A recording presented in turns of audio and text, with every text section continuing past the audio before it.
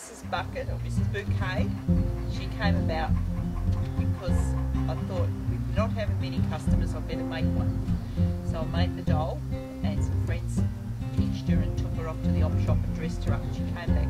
So she became Mrs. Bouquet because she was dressed as Mrs. Bouquet would be dressed, very proper. And since then we've had lots of adventures with Mrs. Bouquet.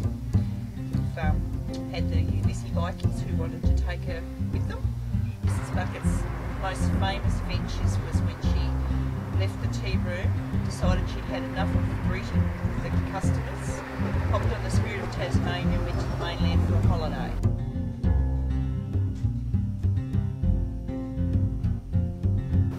Leaving notes behind saying that Onslow was coming to look after the tea room. And we got a note from Onslow saying he broke down going to Hobart, taking our Rose to visit boyfriends. So Daisy came to look after the tea room in Mrs. Bucket's absence, and she wasn't real talkative with the customers. She was too busy reading the Mills and Boons. And then one day, out of the blue, Mrs. Bucket turned up with a tourist brochure and a bottle of wine, perched up on the toilet out the back. Scared daylights out of me. And so she's taken over her position. She's had a visit to the hub at Sheffield, got a new outfit of clothing, so she's in the bright yellow and blue skirt now.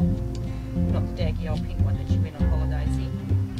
And she went to the Mural Fest and had a look around the paintings at Mural Fest one year.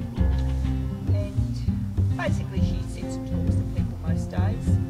Gets the odd smooch and fondle of some of the passing by children and bigger men.